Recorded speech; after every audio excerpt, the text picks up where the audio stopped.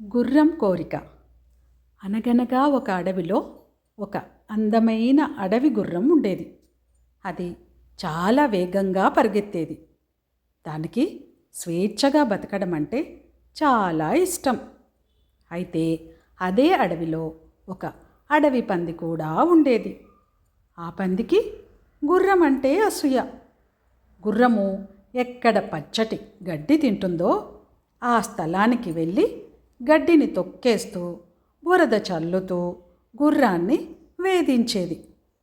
పంది పెట్టే బాధలు భరించలేక గుర్రానికి చాలా కోపం వచ్చింది. ఎలాగైనా ఆ పందికి బుద్ధి చెప్పాలనుకుంది. కానీ పంది చాలా బలంగా ఉండడంతో గుర్రం స్వయంగా దానిని ఎదిరించలేకపోయింది. సహాయం కోసం గుర్రము ఒక వేటగాడి దగ్గరకు వెళ్ళింది. అయ్యా, అడవిలో ఒక పంది నన్ను చాలా వేధిస్తోంది. దాన్ని చంపడానికి నాకు సహాయం చేస్తావా అని అడిగింది. వేటగాడు కాసేపు ఆలోచించి, నేను సహాయం చేస్తాను, కానీ ఒక నిబంధన. నేను నీ వీపు మీద కూర్చుని వేటాడాలి.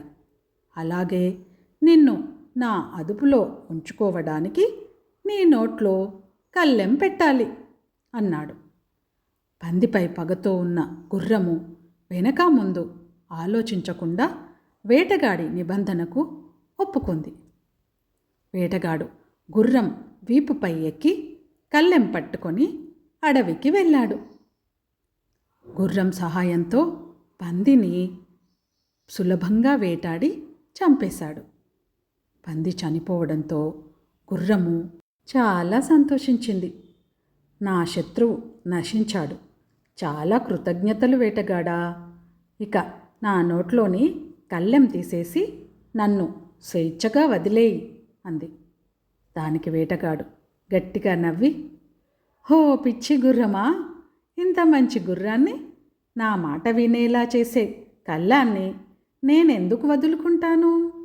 ఇప్పటి వరకు నువ్వు అడవి గుర్రానివి, ఇకపై నా సొంత గుర్రానివి అంటూ దానిని తన ఇంటికి బందీగా తీసుకెళ్ళిపోయాడు.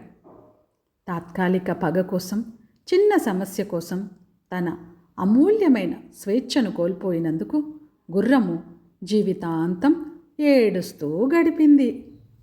చిన్న సమస్యల కోసం ఇతరులపై ఆధారపడితే మన స్వేచ్ఛను, అస్తిత్వాన్ని కోల్పోతాము. పగ, అసూయలు మన విచక్షణ జ్ఞానాన్ని కోల్పోయేలా చేస్తాయి అని ఈ కథలోని నీతి.